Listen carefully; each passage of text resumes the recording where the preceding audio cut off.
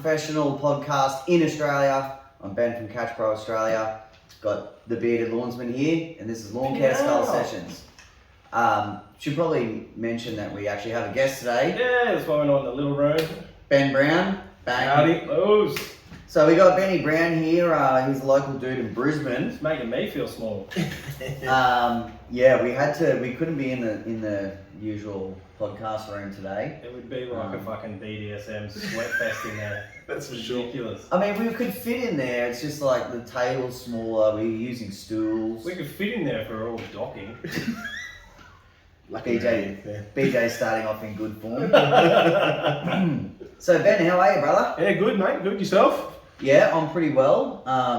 It's school holidays, and I mean, it's like good and bad. You guys know what it's like. Yeah. You know, We all have children. you can let your hair down a little bit, but you still got to work. For some reason, my work just seems to peak in school holidays. Yeah, it's funny that, isn't it? I don't know what happens. I just need to be on the road more. Yeah, just hanging around the corner, eh? On Yeah. Instagram. Yeah. Swiping through TikToks. Mrs. is like, "Oh, you coming home soon?" Yeah, babe, just doing a quote. Yeah, just quoting this 15-acre property. I just have to walk the perimeter, you know, so it'll be a while. I was just looking on Find My iPhone. Yeah. Big fuck up my Android. And so BJ, just quickly before we start getting amongst everything, how's the week been? Yeah, not too bad, man. I see you cooped our last episode. What the fuck, man? Like, honestly, nothing changes from week to week. We have the same setup and just, I don't know, I reckon you fucking kick the table or something and loosen my other cords. Well, on those stools, I am very fidgety. Yeah, me too. It just fucking absolutely tears my back up. Oh, I tell you, I thought you said my back passage. No, well, that's But more. yeah, That's more. they're a little bit uncomfortable, but yeah, we squiggle around a bit. So, and that table's not this. It's not super solid. It's got a bit of a wonk to it, but My pot made it. I know. Anyway, enough about us. Yeah. Now, before we get to our guest, I do want to put it out there. Stephen Ween from Chromo, who is a member of LNCA, has like a little thing going where we can transfer or donate an amount, whatever you want. I think he was only asking for $1. Oh, And that all of those funds is going to be dedicated to the admins, Anthony Moore and Jared Summer, yeah, nice. for a little Christmas prezi. Ooh. Now, there is another competition going. Egos amongst it. Yep. Skag Australia. Cox, Plant Doctor. Greenworks, I believe. Fucking everyone's in there. Yeah, Benny from few Catch Pro. extras. This fucking bloke from Catch Pro's in there. So we're gonna fucking good bloke. We're gonna put up a bad workwear merch pack. Yeah, nice. And Scott Dennis, if you're listening, I finally got yours on the way. Oh, nice. He got lost in the mail. Everything's a bit slow at the moment. I'll tell you a quick story before we he was messaging in, and I was busy or whatever, and I noticed Vicky was replying back, and she's accidentally just called him straight up Dennis. Oh. And like he's like, wait, it's fucking Scott Dennis. Thinking it's me. And so I've had to private message him and go, hey, you were talking to Vicky, lol. You know, because like I didn't want... It would have felt so bad. Well, no, I didn't want him to think that I didn't know who he was, you know. So, anyway, that was just a little bit of a, yeah. Oh, should I tell everyone what I did with my ACS? Yeah? So, I put up on... you should post it up. I should post it up. So on, I think it was 2 weeks ago, I posted a photo on my Instagram, and I was like all excited on my new turfy. I put my brand new ACS unit from Catch Pro Australia, and I was like, fuck yeah, awesome! And took it out for its maiden voyage, and I sort of fucking destroyed it. And I mean to the point where I'd come home and turn myself into a blacksmith just to get through the next day. I fucking hit a tree with it. So where I was mowing on the 40 acres has been like chewed up by bobcats and shit. And as I was cruising past the tree, I didn't realise that there was like an indentation from where the tracks had been. And I slipped down and I fucking hit this tree. Just kept going. and the fucking whole ACS unit just pancaked out. Oh, bro, it was my message back to you was like, well, that's proper minced. Yeah, I've had the fucking same ACS on the Country Clipper. Then it went on to the Tiger Cat, and it's been on the Tiger Cat for over 2 years. So it's like 3 years old, and it is like mint. Like I just have to paint it every year, and it fucking looks like it's brand new. And I gotta be honest, like with the advanced shoots, it's a pretty damn durable system. It's a fucking sturdy. I've seen like maybe 4 or 5 where people have done some whoopsies, but man, yours was like it reminded me of the It reminded me of the pie from American Pie. Yeah. It was just all fucked. It was so minced, and I just looked at it, and I was just like, it was at the end of the day too, so I'd already been on the mole for like 8 hours. I was just like, you fucking yeah. I was so pissed. I was like, just mozzies were biting me. It was so shit. It doesn't just suck that was just the biggest waste of $569. Not to mention you had issues fitting it up because you had your kid there with all the nuts and bolts. It was so that was fun and games, but and it was a nice fit up too. Like it was nice and flush at the bottom. And mad fucking vids too. Shout out to William Hartford for that video. I followed that while I was on the Catch Bro, and is it on? Does he have a YouTube? No, he just did that for us. Dude, that's a fucking good video. I fitted it up, no worries. Well, when I'm sending it to Skag users, that's the one that I send. But like generic one, we usually use the Bush Ranger one, just because like when Rusty's doing it, we've got cameras all over him. He's got like a titty camera, and then and we do the Catch Pro as well. So yeah. All right. Well, so our guest today is Ben Brown. Ben, we will get to all the mowing stuff, but did you want to just give everyone a heads up where you grew up, pal? And yeah. So I'm a Western Sydney boy from out near Penrith Way. St Clair is where I was born and raised. So I lived the first 29 years of my life out in that area. Yeah. Spent a bit of time in Adelaide, three and a half years in Adelaide. I moved over there for my previous role, and my wife is actually from Brisbane, and her mother lives in Tingalpa. So when she fell pregnant with our first child, like most women, she wanted to be near her mother. Yeah. So we made the move from Adelaide to Brisbane.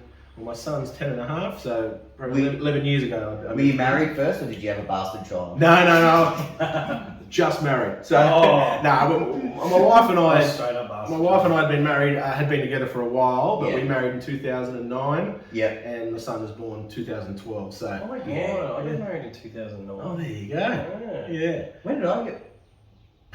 You gotta remember this. Come on, mate. Yeah. I think it was Nelly was, I think 1. So. I think she was 1. Maths is not. No, I'm just trying to figure it out because I've been with Vicky since like we were kids. From fucking one of my parties, Mount Joy Terrace parties. Yep. Is that the same one that like there was a knife fight? I probably hooked up with someone else before. Probably. I feel like. Okay, so in Western Sydney, like I mean, man, I've never really been anywhere, but is it like rough, awesome? Is it? The area that I grew up in was a new estate. So a new estate when I was born. My mum and dad bought and built in that area, and it was a very good area to grow up in. When I grew up, nice. It is close to Mount Druitt. Mount Druitt's got a bad name, but it's not that bad. I've seen some good videos coming out of Mount Druitt. I've seen some mad videos. Naked chicks everywhere. Yeah, crackies walking down the street with their boobs out and stuff like. When you're 6'3" and 130 kilos, there's not a lot of dangerous areas. No, cool. So you said you lived there till you were 29. So yes, yeah. What sort of work did you, when you left school or whatever the case is, did you get into a career role? Yeah. So when I finished school, I started looking for a job, and my dad said, "You've got 2 months to find a job, or I'll find one for you." And Good dad there. yeah, and I didn't find a job. So my dad was worked for a refrigeration air conditioning manufacturer called Kirby Refrigeration, and he got me a job as an apprentice refrigeration air conditioning mechanic. So Yeah. I started there, and I finished. That company had a wholesaling division also, and as part of your traineeship, when you're an apprentice, they put you out into the wholesale for 3 months to have a look at what wholesale life was like. So as soon as I finished my trade, I virtually went straight into wholesale. So I went into a branch, what they called a customer service rep, and we just dealt with just trade. So account customers, and they would come in and buy spare parts and all that sort of stuff from us. So I went into that, selling spare parts over the counter, became a branch manager of a branch in Silverwater, and I ran that for many years, and then became an area manager, which is why I moved to South Australia, and I was looking after all the branches in South Australia, West Australia, Northern Territory, and did a bit of travel in that time. And then eventually, as I said, when my wife fell pregnant, she wanted to be close to her mum, so we moved here to Brisbane. I ran the same company, so I actually worked for that company for like 18 years, and opened their distribution centre for all their spare parts and that here. And I did that for 4 years, something like that, and eventually I just got itchy feet and I wanted to try something different. Yeah. And I left that company to try something different, and that's when I got into the mowing industry. So I'd managed a lot of people in those days, so a lot of staff reporting to me, and at that stage I did go through a bit of depression and stuff, and then I was seeking help with that, and part of that was I just didn't want to be controlling people and managing people anymore, and I said, I just want a job where I can work by myself, and I wanted to be outside and I wanted to be active. And I actually went to a franchise expo, and I was looking at all the different franchises that you could buy at the time, and that's what got me into the mowing side. Can I just pause you right there? So when you say franchise expo, is that like just industry specific, or just that was everything? That was, you want to own a donut shop? Oh my god, you could have worked for donut. Yeah, it was like any of those franchises. My brother did. Oh, that's right. He worked for Wendy's, but he was mega high up. And I don't know why I mentioned that. Yeah, so it was just all different types of franchises, and I had a look around, and I suppose the only sort of ones that interested me would have been like, you know, pressure cleaning, mowing, and I used to always like looking after my own lawn and stuff like that. So it was something that interested me, and I thought, hey, let's give this a go, and that's how I got into this industry anyway. Yeah, nice. So obviously you had a fair bit of longevity in your previous role. Yeah. Was it more, and you mentioned, you know, controlling people and having people, you know, coming to you or whatever, but was your day, was it just that, or was it just sort of doing that, you know, I'm not saying it was 9 to 5, but did you just find yourself going through the process? Yeah. Or was it more of a stress thing where it's like, it was, I just need to change? Yeah, it was a bit of the stress, and as I said, the depression was a big thing in that, and working for a multinational company. They were eventually, as I said, they were an Australian-owned company, but they got bought out by an American company, big organisation, and I got sick of the politics and all the things that get involved with big companies, and I just wanted away from that for a while. And I always had an interest in running my own business, but I never knew what I wanted to do. So the industry I was in was pretty big, and it would take a lot of money to start your own wholesaler, for instance. So that was sort of off the table for me, and I needed something that was a bit cheaper to get into. I've often found, because like we know in business, there's like two different types of people. There's the people that, you know, like they're like the foot soldier, right hand man, where like they love to be told what to do, and then there's sort of like that entrepreneurial figure where, you know, you work your way up through the chain and you learn every aspect of it, and you just get to a point where like it's like I need to fucking take control and make all the decisions, but you can't because you've got people above you. No, exactly right. And I mean, I'm that type of person. I'm 100% like that, and that's where it's really, you know, it gets tough, because you know, sometimes there is a ceiling in that professional ladder. You know what I mean? So, you know, I think it's human nature for a lot of people.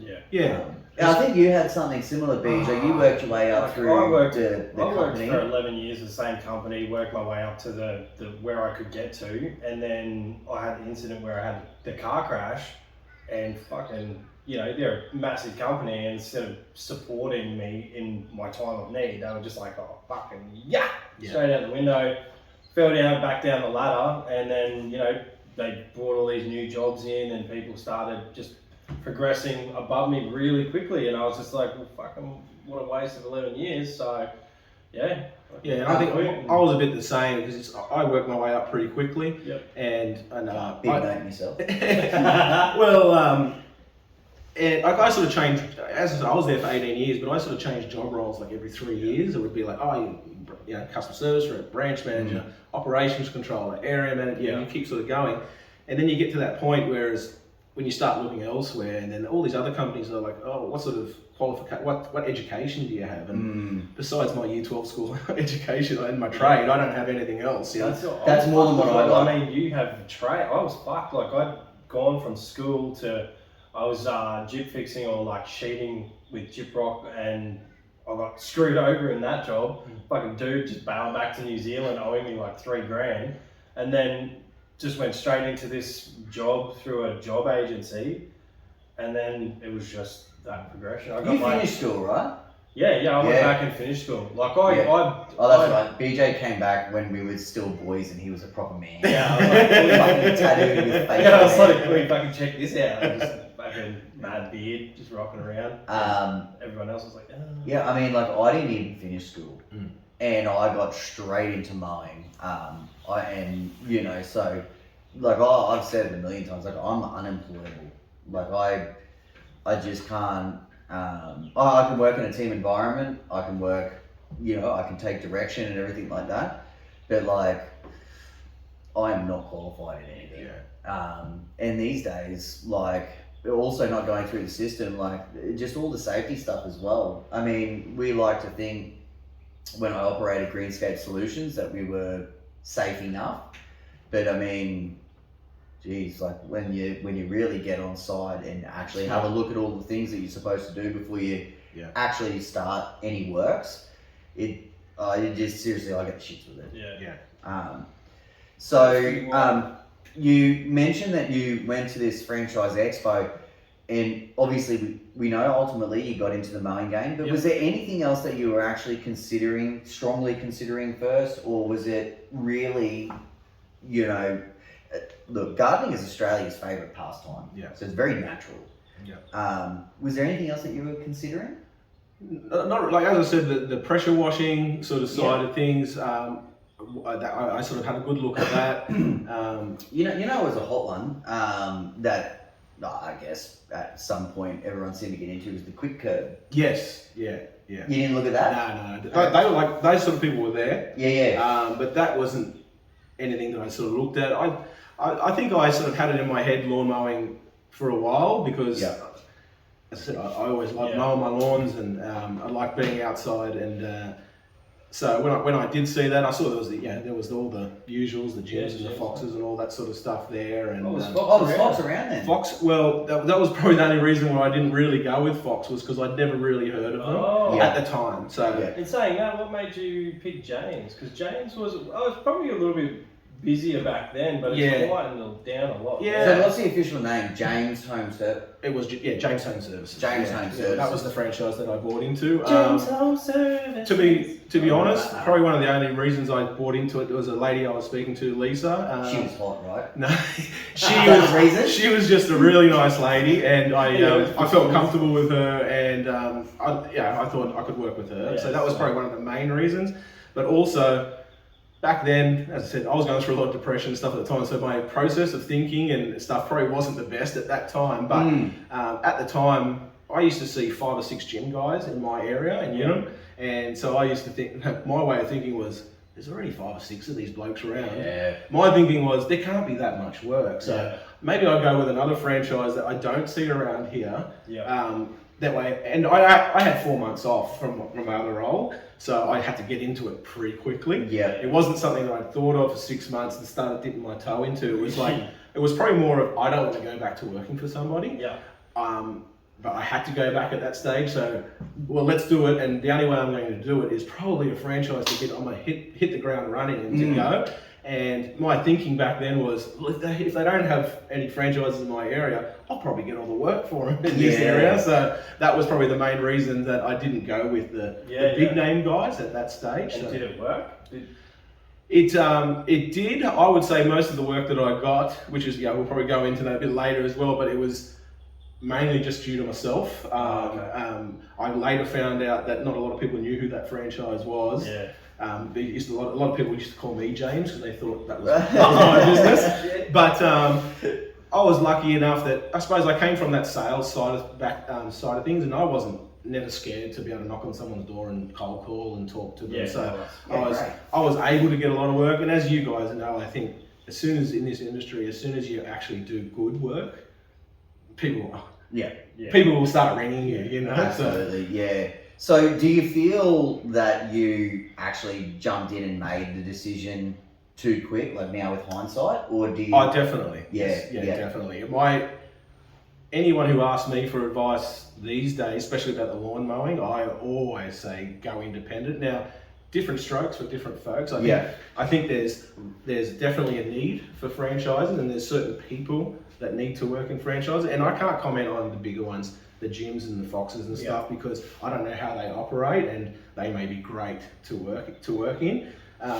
But I think that for me, it's so easy to get work. Yeah. If you just follow those basic rules of being consistent, doing what you say you're going to do, and doing a good job, and not ripping people off, I think you'll always have an abundance of work. So and in today's economy, with, not that I would like to use them, but all those apps that you can get where people like high flare, high pages, all that sort of stuff. If you need work, it's there for you to get it. I think there's plenty of ways to get it. And James didn't have like a lead service like that? No, they would send you through jobs. Okay. They would.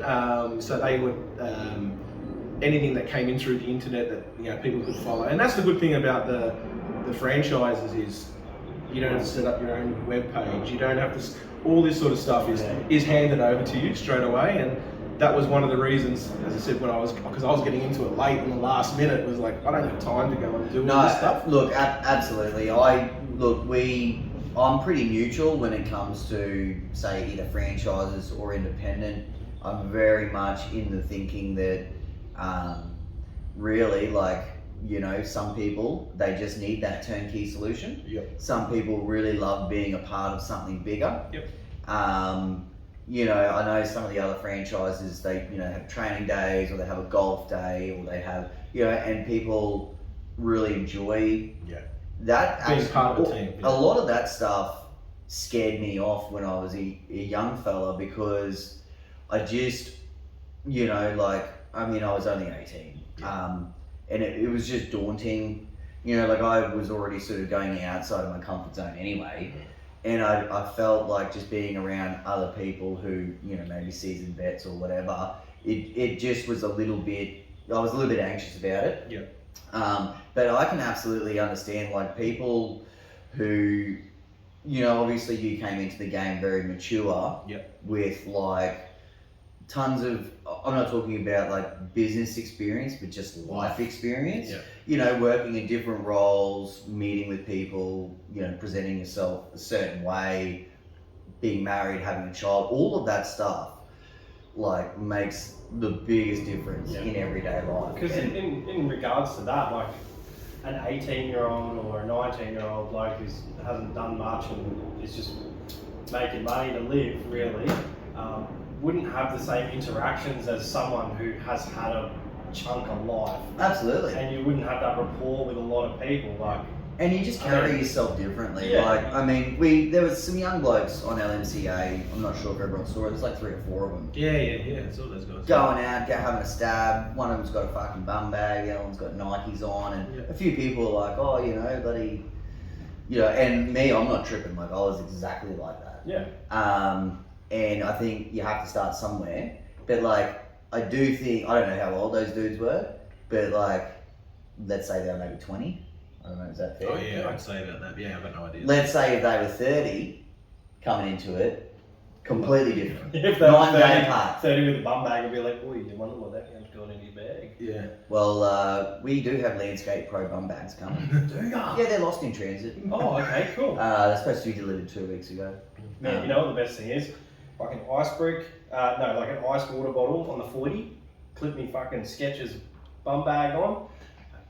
Because if you put a bottle, I had a bottle and I put my foot on it and it leaked all over the deck. You know who's going to be my ambassador for these bum bags? Who? Craig Craig, Burrows. he wears one all the time. He has been cranking a fanny pack. But like they went in and out of fashion 3 times, But and he he's still got still it. just like, nah, fuck you, I'm cranking mine. Oh, that's awesome. Rusty 19 will probably be the next one. Chat Oh. stick, fucking vape doll, fucking. He fucking has a pocket for everything, that man. All right, so back to the program. Yeah. So yeah, look, we know you went with James. Was there any other mowing business that you looked into? Did you look into Fox? Did you look into like how far through that process did you go?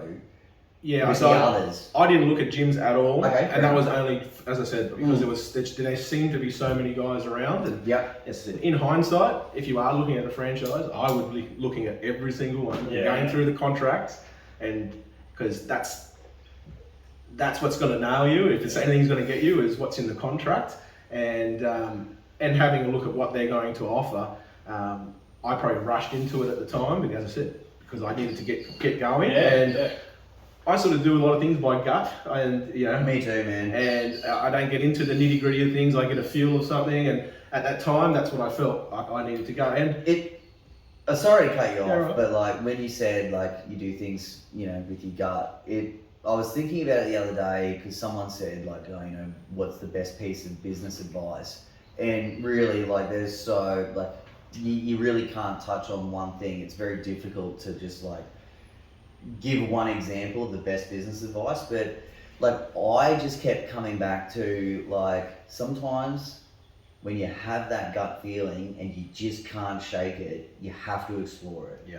And like I always go back to developing the Catch Pro, where I just had said so many times to Vicky, like, man, do I have to pull the pin on this? Like, I don't know what, you know, like, is this actually going to happen?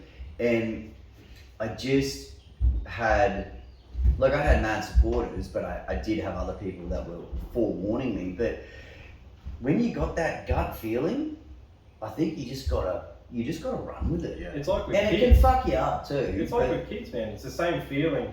Like I kind of, you know, kids are way more important than your business, but you know, that feeling that you get, like if something's not right, if you drop a kid off at a party and you're like, fuck, I don't know about this place. Like parents and shit are weird, and there's needles everywhere. And you're like, fuck, I'm getting a bad gut feeling here. And you're like, nah, I'll fucking stay here or let's go.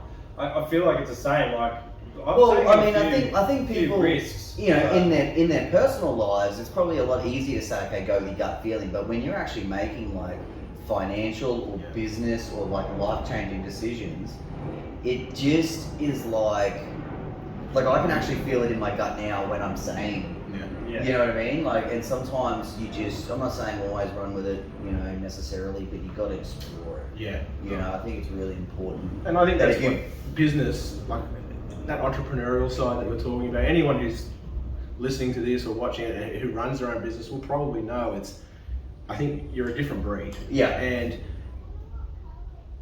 if, you know, you talk about business advice, a lot of the time you've just got to do it. Yeah. And, you know, I've heard you say it, I've heard others say it before about starting off the business about, you know, there was times where I didn't have money in the bank and I'm like, I need to buy this mulch and I don't have enough money in the bank. And in my business bank, I'm not talking about my personal bank, but I don't have enough money to buy this mulch and I've got to do that job tomorrow morning. How am I going to do that? That sort of stuff weeds out a lot of guys who aren't passionate about it and want to go forward. That's very true. And, you know, going back to the gut, it's because they've got this feeling in them that this is something that they have to do and something that they want to do. Because, you know, you've heard the saying before where people say, I got into business so I could have more time.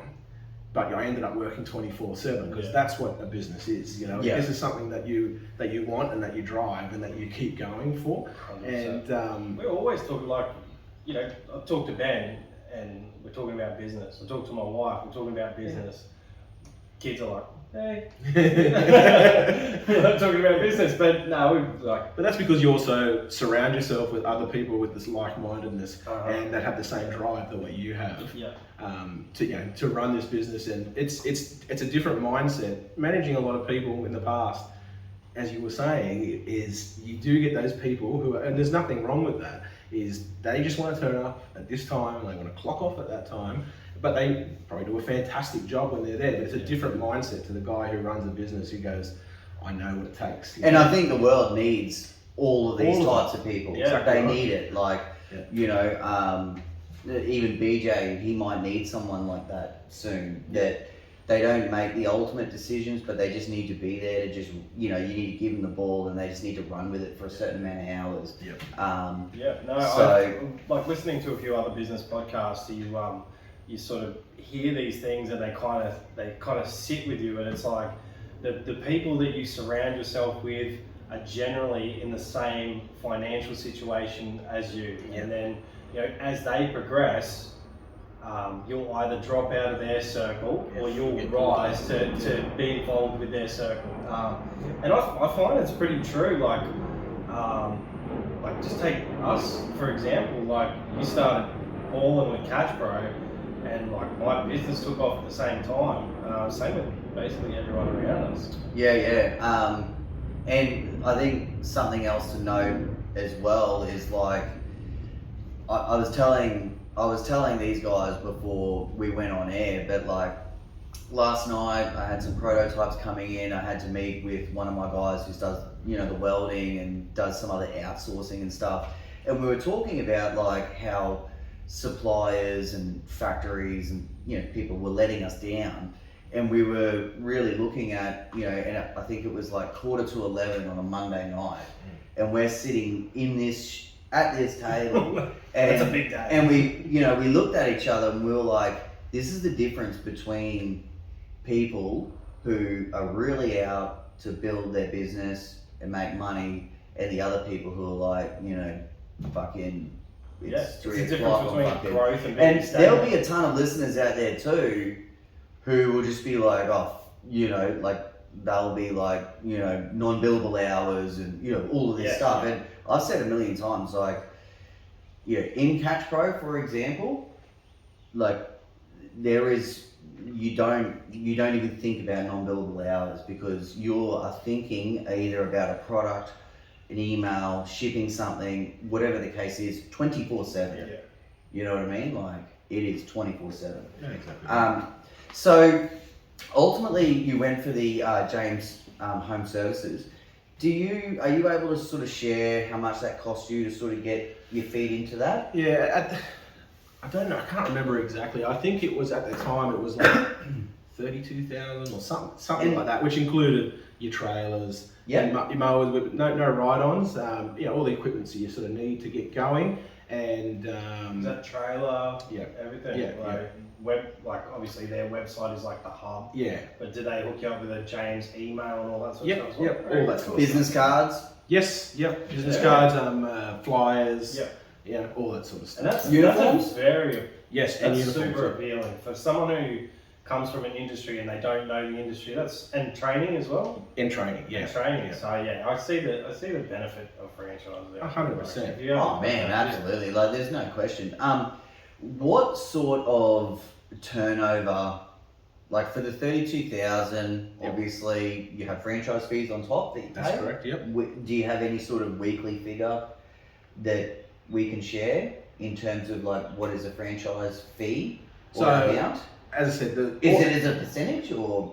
when I signed up, the contract that I was on was Yep. was a flat percentage at that time. Okay. 15% of what your earnings Okay. were is what you would pay weekly. Yep. And then they had, I think it was a $60 month fee, which was communication Yeah. fee. Or So something. I haven't done any of these figures. I'm not even gonna fucking attempt to do it in my head. But like, if you were a brand new business and you were paying for maybe Google Ads, let's say 10 years ago, you hadn't had it in the paper. Yep. You know, any other sort of marketing strategies, like it is different now because you can do a lot of this for free.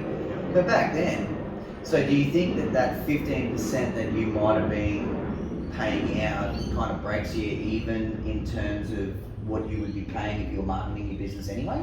Yeah, probably. That's probably how they figure it. Because Yeah. a lot By of the time you pay for websites and someone to update that, if you're not going to do it yourself, if you're going to update the websites, if you're going, all those sort of things and uniforms and to get you going, I think you'd end up ahead. You know. Yeah. Okay. Yeah. Obviously, the franchise plans to make money on you Well, I mean, long term, so they're going to get their money back. Yeah, You know what I mean? But initially, I think it's a cheaper alternative unless you step into it, which a lot of guys do. I start doing it 2 days a week on the weekends, and they build up. Yeah. That's probably the ideal situation on how to do it. Yeah, and in your terms and stuff, is it similar to gyms where you can sell off splits of runs, you can build it as big as you like, and you can sell parts of it off? Yeah. To advantage you, you to can make good money? You can do all that. So it's a bit different. I think you sort of buy areas, and then you can sell that whole area. There's another guy that's local, another James. I've only seen two of you guys. Yeah. I think there was only I've since left that franchise, but when I left, there was only probably 4 mowing guys in all of Brisbane. Wow. So good on you blowing the whole fucking episode. So there was me here in Wynnum, and there was a guy. Is a guy in Tingalpa. Yeah. Which he drives the same fucking car as you. Exactly. Yeah, or just different colour car. I'm just like waving it. I'm like, fuck, This guy's not waving back. Yeah. And so is there any, when you first get into a James Home Services, is there any sort of guaranteed turnover per week that okay. No. Because some franchises will say, okay, you pay X amount, we guarantee you 2,000 of revenue per week, or 1,500, whatever the case is. I don't know what it is now. It's probably a lot more. So they didn't have that. They didn't have that. Not then. As the contracts may be different now. Sure. But there is a new owner now, so things may be changing. And he better be named James. Or... No, it's not. What year did you get into it, pal? I just can't remember. Okay, so what? Oh, jeez. We're 2022. 2022, so 5 years ago. Okay. So 17. 17. Yeah. 17. Okay, cool. No, I just wanted to sort of just so that people can get an idea of inflation. And do you know if James is it a national franchise? It is a national, or is it? It's not. It's national. No, it's just definitely not just Queensland. It's definitely Queensland and New South Wales. I couldn't really tell you about Victoria and Western Australia and South Australia. I'd say there's none in South Australia, but there's definitely New South Wales. Now, did they guarantee you work, like a certain amount of leads coming through a week? No. So there's no guarantees on work or income with James at that time. No. Okay, because I do believe it's a bit of a scary one to enter into. Because I do believe Jim's, Fox, they give certainly EPMS. Now that was the franchise that I was tossing up between, because Tyson from EPMS, he had franchises on the go when I was entering the industry, and I think at that time it was about 22-ish. I have no idea, but it was around that, because I was speaking to you about it, and I was like, and I was like, I mean, in hindsight, you look back, and I've said this on the pod, and look, we are definitely trying to get Tyson in. He's waiting for some legal shit, but not bad stuff. No, he's taken over, mate. He's taken over everything. But like, I just can't fucking believe it. Yeah. Like, here he is with a trailer as a solo operator. Next minute he's got a worker, and then you fast forward 5 years, he's got fucking 20 blokes. Yeah, good on him. And now, like I said, he's taking over the whole. He got bigger than the actual franchise. Yeah. When you meet Tyson, you can kind of see why though. Like, he's such a hunk. Yeah, he's a hunk. You go, not saying anything, I would definitely throw a $20 note in your back pocket. But you definitely see a lot of his trailers around here. Oh, for sure. Yeah. And he's got guys that have worked for him that have gone on to buy a franchise off him. Yeah, because he used to get a kickback every time he set up. It was a great business. I mean, look, like I said, I hope to get him in, but essentially he would train these team leaders up, and when they're, ready to go out on their own, not only does Tyson, through the franchise, because he didn't own the whole thing yet, but basically he would build his runs up ridiculous. So he gets to sell his run off to whoever, and then he gets a kickback from the actual franchise for setting up a new guy as finder's fee. So he would do a split basically. So he'd keep a bit of business for himself, give a full week's work to someone else. Yeah, yeah. And it was just like I said. I mean, they in the last 10 years, the boom that they went through, and it's all body corporate. Yeah. Like it. Good stuff. Oh mate, it is good stuff. Because I know we're getting off topic here with the EPMS stuff. I've got to give them a plug. If there's anyone in Brisbane, maybe northern New South Wales now, maybe getting a little bit sort of further north in Queensland, have a look, because I'm telling you now, like when I know they do the gardens at these complexes, they mow.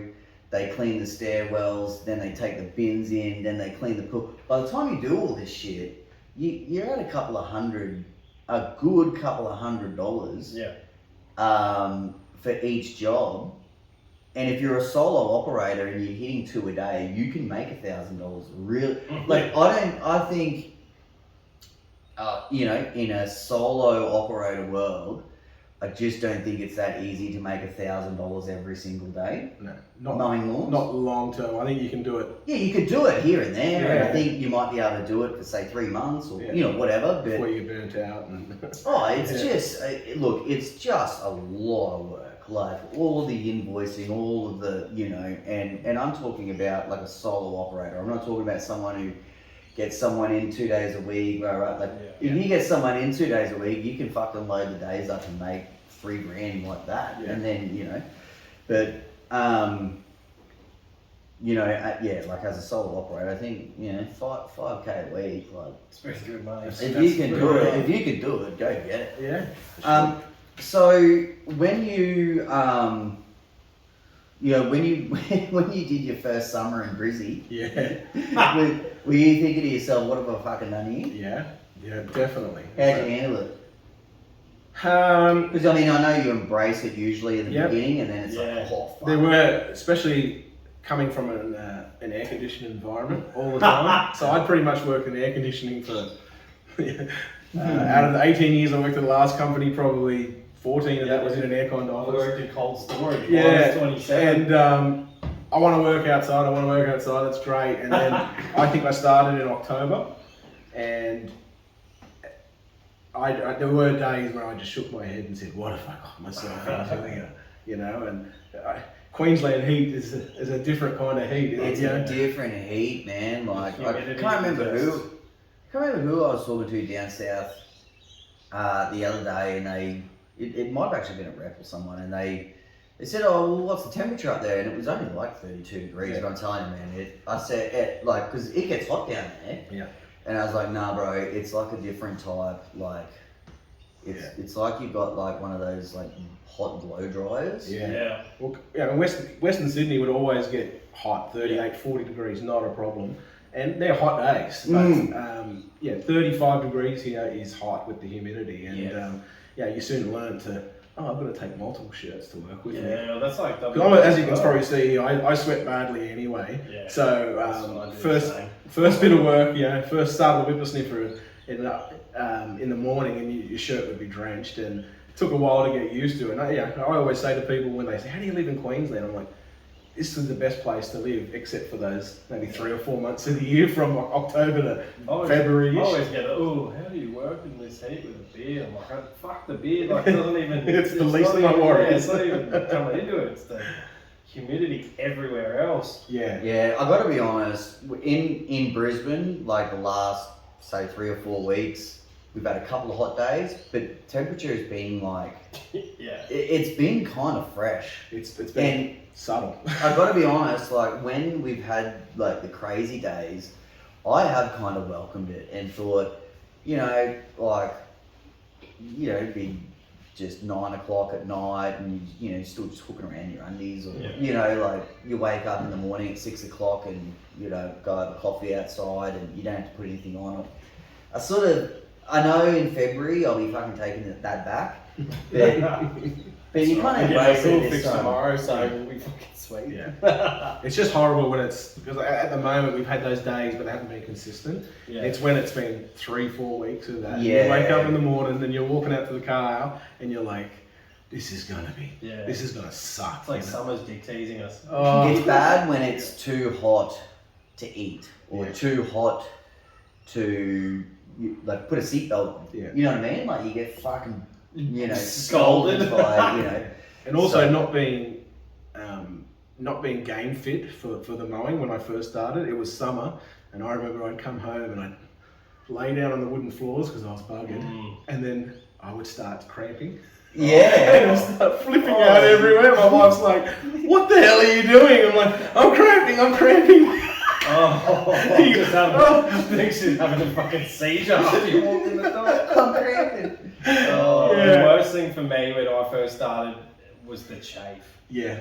Holy shit, being a bigger dude, man. I fucking was laying in Thank God for step ones, mate. Yeah, I was like laying in the bed trying to get Lou to powder me like a big baby. He's like, "Mummy!" He sent me photos of that shit once. He's just completely nude, and I can just see Lou like just full greasing him up. And that's why I was talking about the shirts, because I'd have to change my shirts because I'd get all the chafe underneath my arms as well. And I'm like, why? I've never had this in my life. I've got to change my shirt. It's too wet. I think Rusty calls it like the work stank. And I'm sure like every mower person experiences it, but like it's not like a real sweat smell. It's like a different sweat smell where it's like there's no more like nutrients or anything left. It's just like this work stank. Like all the good shit has already been sweated out of you. And it's not that bad while you're working, but as soon as you stop and like a little bit dry, you're like, "What the fuck is that?" But yeah, that was definitely an eye-opening experience. Was from starting in October, as you know, from October through. Yeah. And well, it used to be September. I said that a few times that. From September 1, it was hot and you were running, and usually in April, it's time to wind it down. But the last couple of years, we sort of haven't really taken off until late October, and you're still going in July. Yeah. Well, even when I first started, the first couple of years, it was as soon as we went away for Easter, I could say that's when it stops and that's when it's going to go on to 4 weekly, and then the last few years had been like, oh no, it's still going. And you're like, fuck, how long is it going to go for? Like it's turning on and off all the time. Like there was a really, really thick growth period for about a week, and then we got a cold snap, and it just shut everything down for another 2 weeks. And then since we've had some rain and we've got that humid weather now, so it's like kind of picking up. It's just busting now. Yeah, so. So with when you were first getting into the business, obviously you went through your first summer. Did you, in this franchise model, like were the winter periods lucrative or hard, or what sort of things did you experience? Yeah, I found, I don't know if it was the time that I started, like the year, the weather at that time, but from the time I started, I just seemed to be flat out the whole time.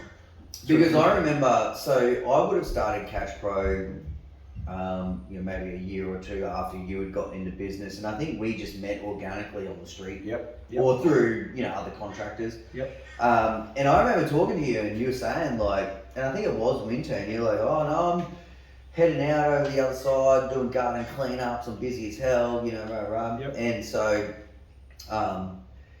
the winter, like. In summer, when you're just mowing constantly, you kind of get that ceiling again. Yeah. But in winter, it's like, you can rip a backyard to pieces and, make a couple of grand, or, you do that a few times. And Yeah. Well, as I said, I found out I quickly became too busy for what I could take, and I didn't want any employees. So it didn't take me long to film on. At the start, as you know, you've got nothing but shit jobs. Yeah.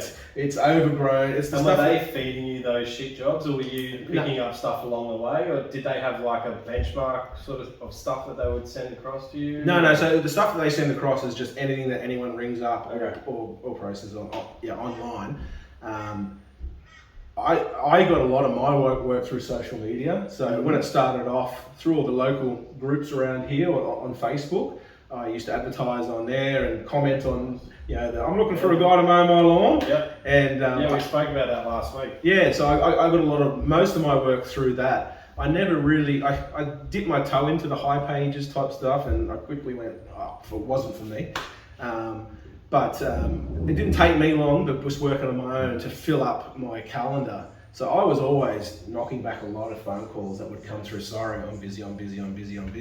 And I used to still get those sort of same amount of phone calls in the winter. So in the winter, I just found there was a lot of, oh yeah, I can do it. Yeah. I can do that. And I do a lot of those garden cleanups and stuff in the winter when it was a bit quieter. But as you know, when you've got your calendar pretty full, and then you sort of, towards once you've been in it a few years, I think you tend to learn in the winter when it's quiet to enjoy it a bit as well. Whereas, in the first few years, it's hustle.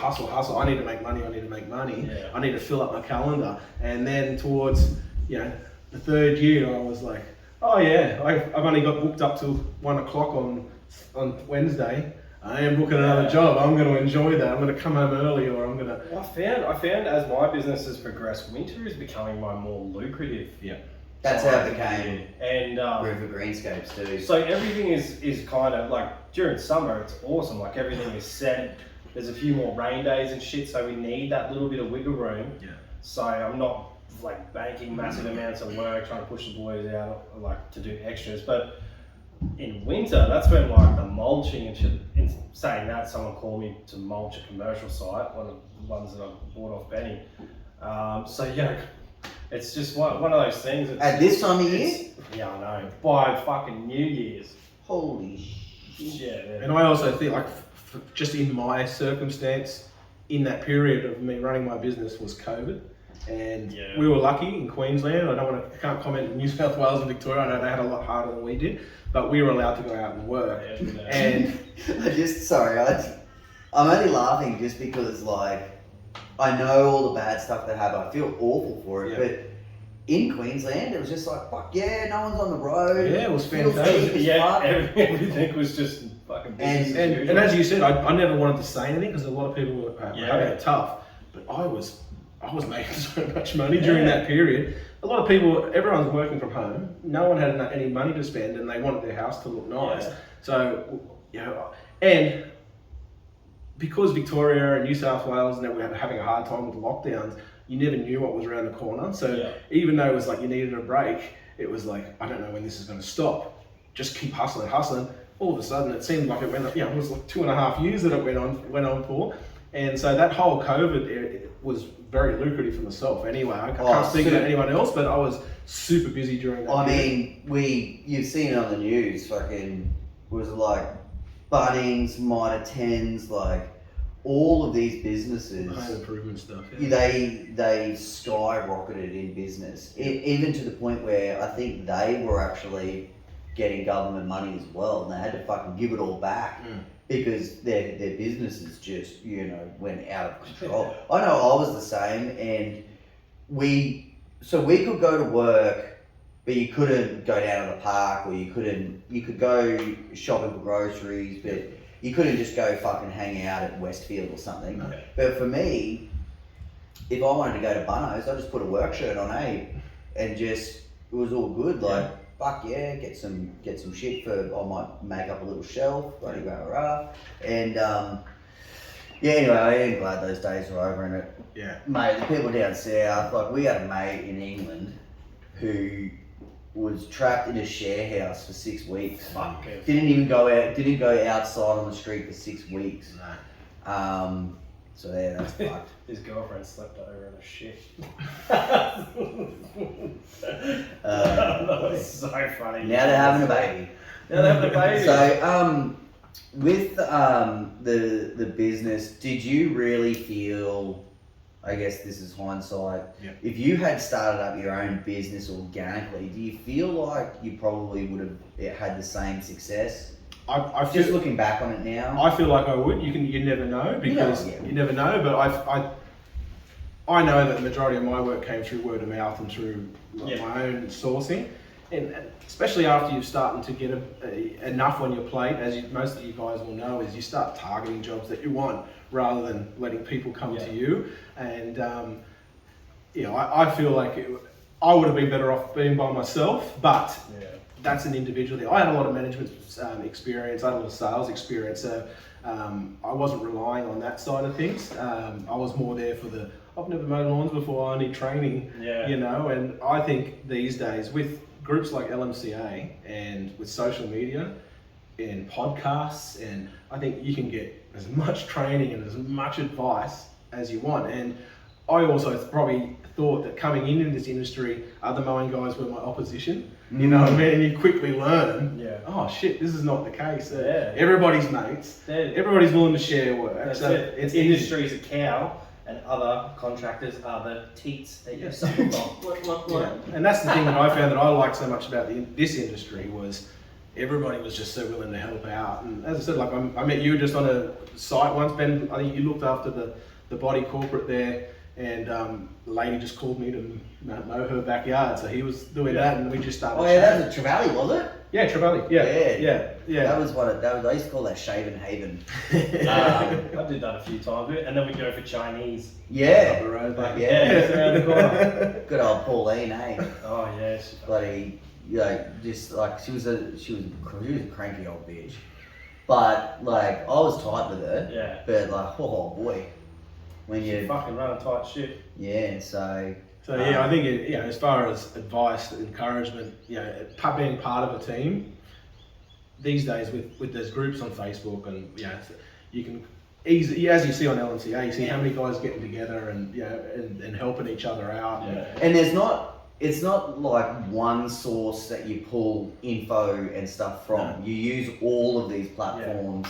And you just take the nuggets of gold, right? That's right. Yeah. So and the motivation, because I think the motivation is a big thing. Like, you'll listen to a certain podcast and you'll be like, even if you know it, you're like, oh shit, I ain't doing that. Like, I know I should be doing that, and I'm not doing that. And it gives you the kick up the arse that you need to get going and to say, all right, I better start doing that again, or I never implemented that. You pull a few gems. Yeah. Even if you just get one thing that sort of sparks an idea from a podcast. It's like, But even, as I said, about chasing the work that you want, and you say, oh, that's a site, I like that. And if you see the guy who's mowing it, I bet 8 out of 10 times you're going to pull in and say, how do I get a job like this? Yeah. He's going to tell you how to go about it, well, I'm actually talking to a contractor down my way. He listened to our proposal episode like 5 or 6 times in a row with his wife.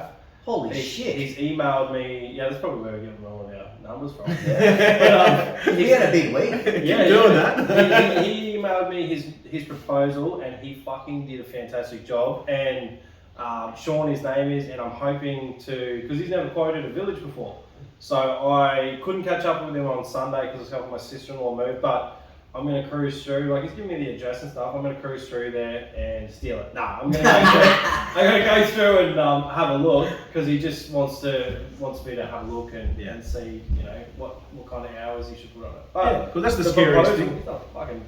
That's the scariest thing is quoting, and it's, when you're doing residential yards, it's not that big of an issue. Nah, it's like, you say $70 and it should have been an $85 one, you go, you suck that up. Yeah. Or you do it for 3 months and then you say, hey mate, I'm going to have to put it up. But when it's a bigger body corporate, a proposal, but even just the price, and you're saying it's $200, and then you go there for the first 3 times, it takes you 5 hours each time, and you're like, oh shit, I've stuffed up here. Yeah, we've all had that. I don't even think it matters how experienced you are.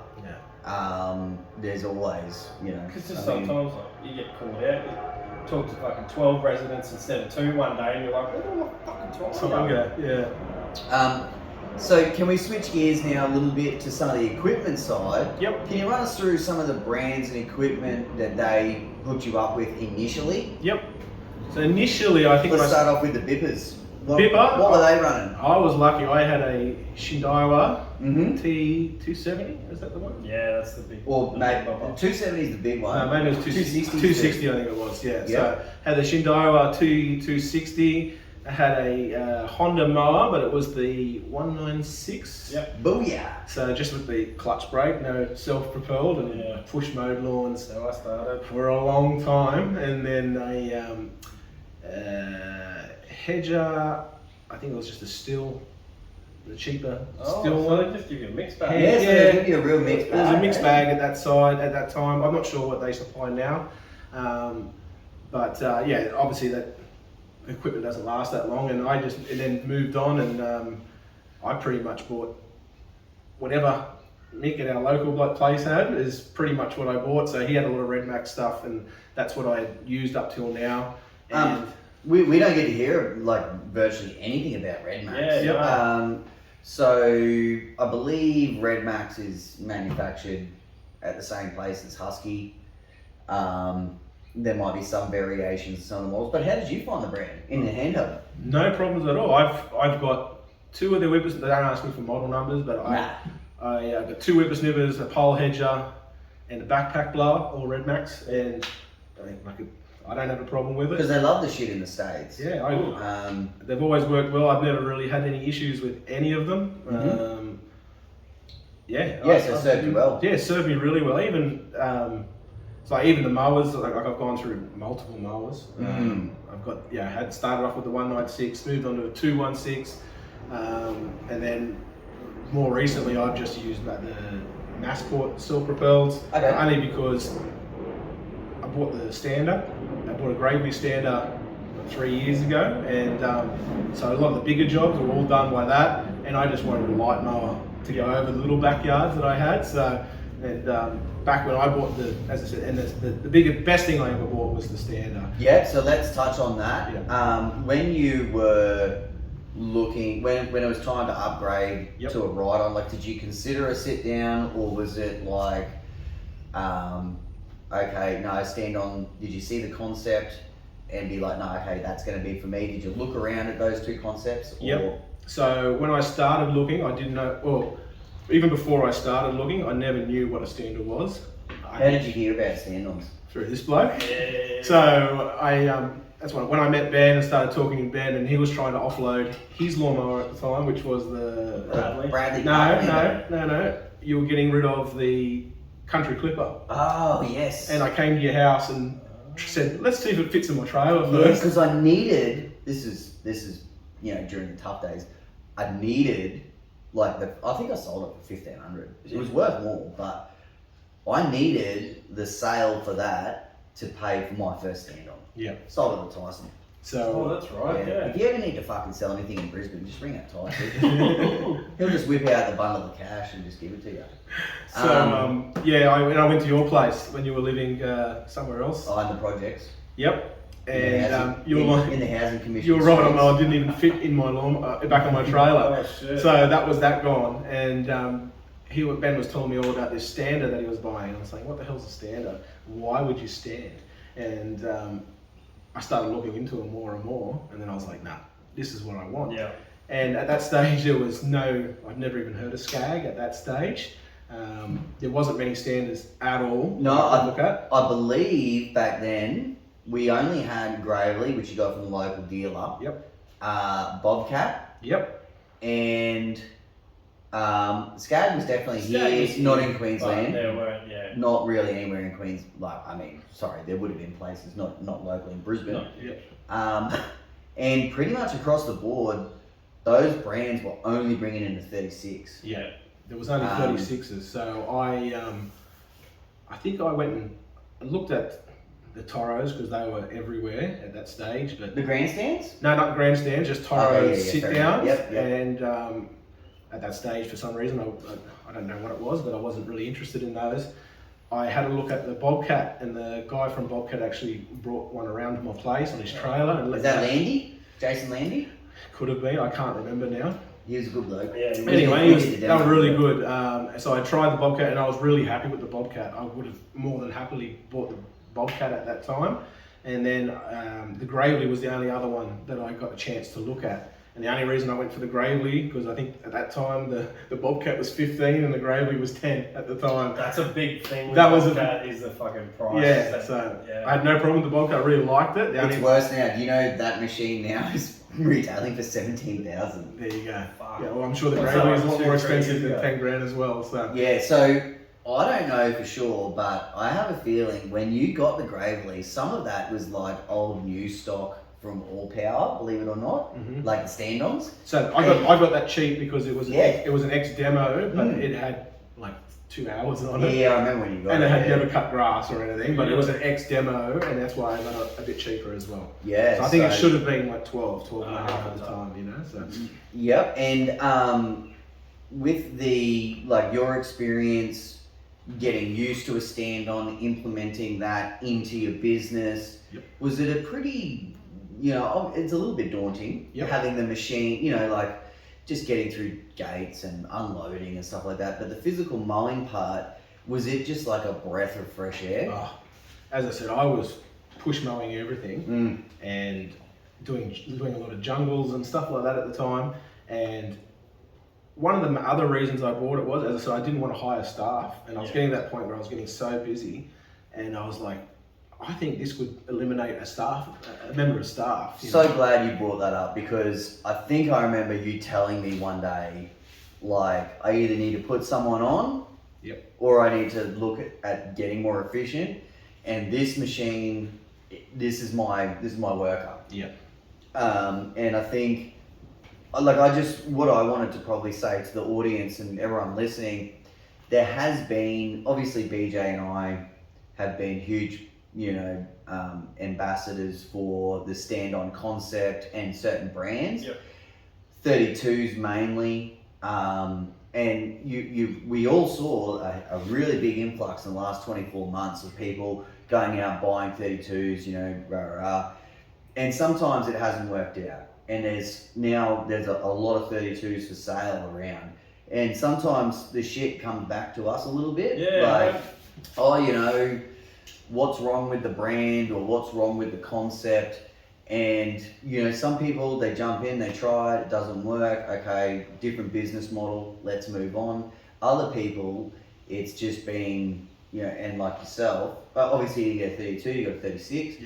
But, it really can be like your worker. 100%. And now I had 36, and I can say there probably wasn't really any time where I went, geez, I need the 32.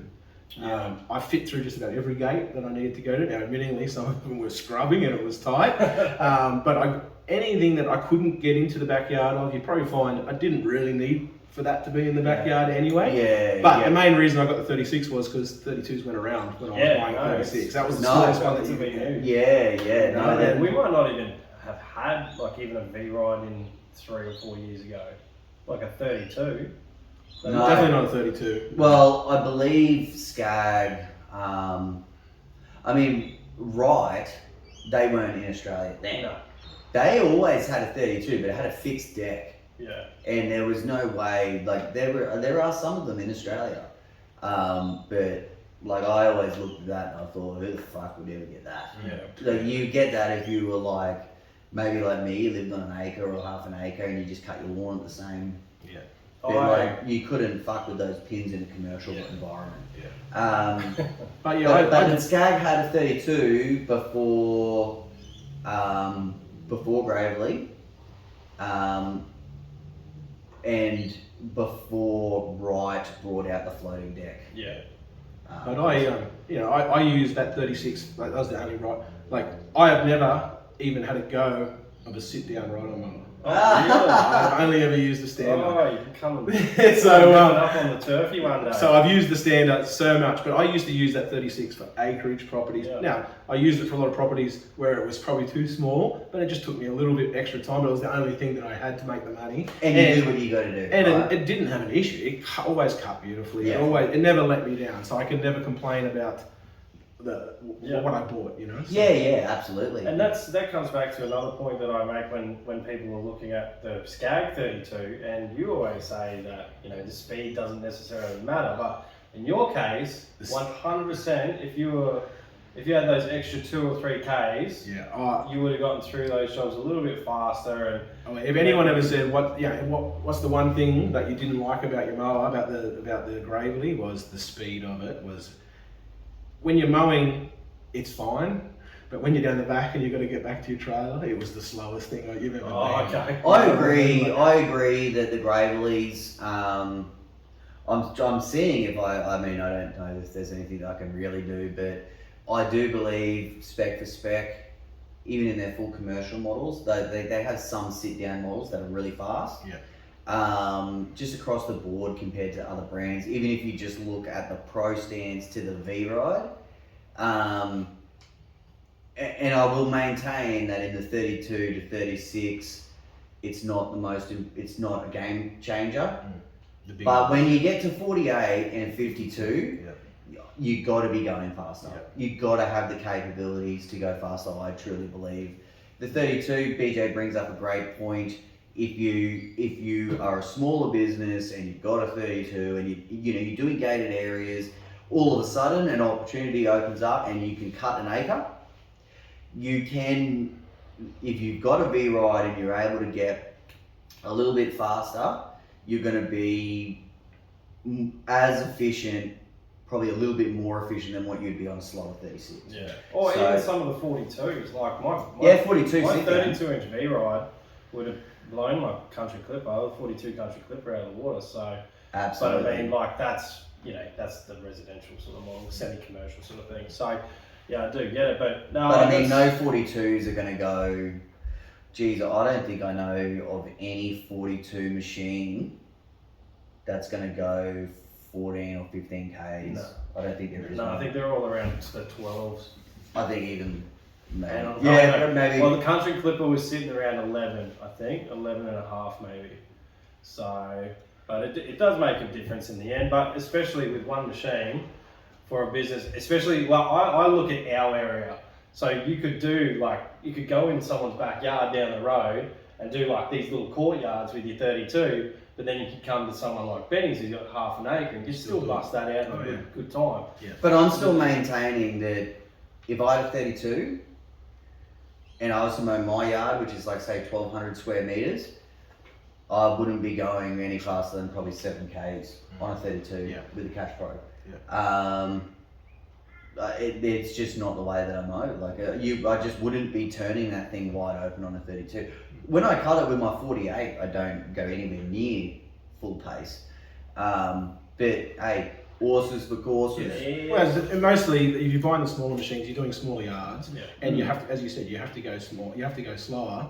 Because it's a nicer cut normally. It's a finishing cut. When you've got the bigger yards, where you're just with the bigger properties, where you're just doing lines up and down, that's when you notice the speed of them. But you got to work with what you got to work with. But I would suggest to anyone that hasn't got a ride on, that's one of the first things you look at to get into. Because mate, that helped me. So it not even just helped me through time. It's the continuous day in, day out of being able. You want to earn that much money. It takes the pressure off your body too. It takes the pressure off your body. Were you still flipping out on the wooden floor after you got No. I'm still. I look unfit, but I'm still game fit. You know, it's like once you get when you're used to the hedging. When you first start hedging, and you got to put the hedger down every few minutes. Have a look at these. They're bigger than my biceps. But yeah, that was the total game changer in my business, was getting a ride on, because geez. Yeah. What I used to say to everyone was, it turned those lawns where you walk out and you go, oh no, to yeehaw. Let's go. Now I don't know whether people can gather this, but Ben, you're no longer a part of the franchise anymore. Nope. We will get to part 2 eventually, but what was can you walk us through maybe some of the decisions or some of the things that you were feeling when it was like, okay, it's either I need to do something else or whatever the case is? Can you walk us through some of that the best you can? Yeah. So I've closed that business down from October this year. Yep. And the main reason for that was my contract was up, so I had to re-sign. and How long was your original contract? 5 years. 5 years, okay. I didn't want to re-sign. I wanted to go out on my own. And Yep. I wanted to. A lot of that is I don't like being told what to do, and I wanted my own name on the trailer. It must be a Ben thing, eh? And It's like, you know, I'm Benton, so I'm like right on the fence there. like with the franchises, it depends which franchise and what your contract is, but I found it was their business and I was running it.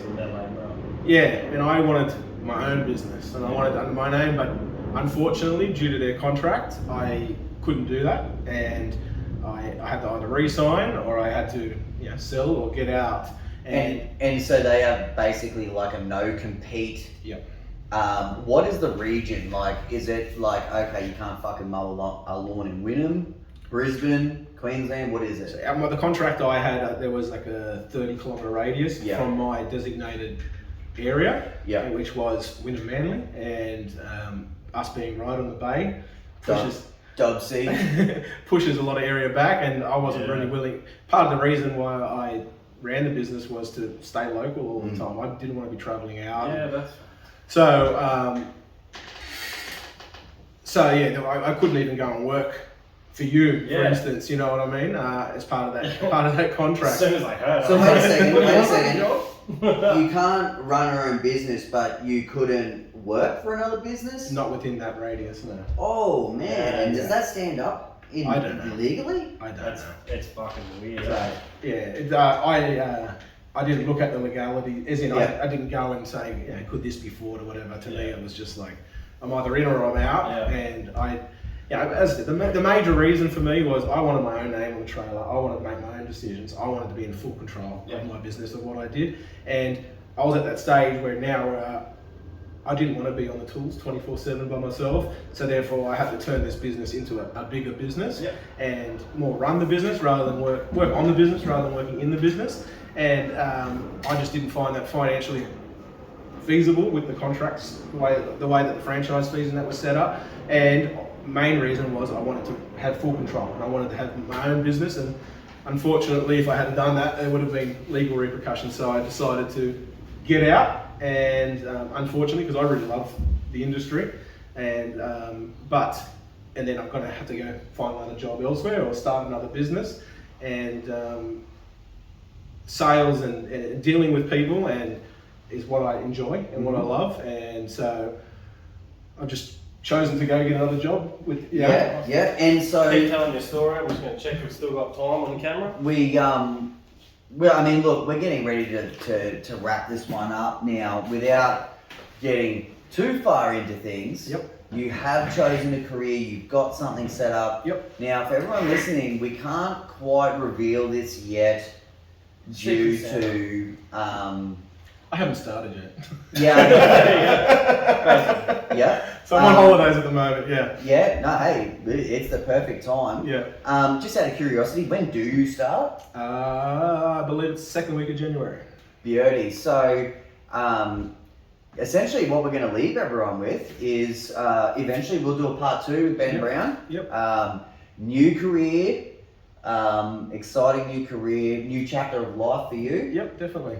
And you can, I guess, this whole next experience is really going to be dedicated to everything that you've learned in this industry, on the tools, running a business, but also in your past industry, running people and, having a lot of responsibility. Yeah. So I'll still be within the industry and I'll still be able to be an LMCA and talk to guys like you every day. But so admins, don't listen to this and kick me out. Because he's still relevant in the industry, and I'm sure now you'll be able to, you'll not only will you be someone that has been in there getting dirty, going to the tip, emptying the grass bags, all that shit, but there's another whole side of things. Yeah, that's it. I look forward to being able to get out and see more people and reveal what I'll be doing next. But I'm excited anyway. And I can't wait as well. Yeah. So, is there anything that you wanted to add, BJ? Not really. No, I'm pretty fucking good, eh?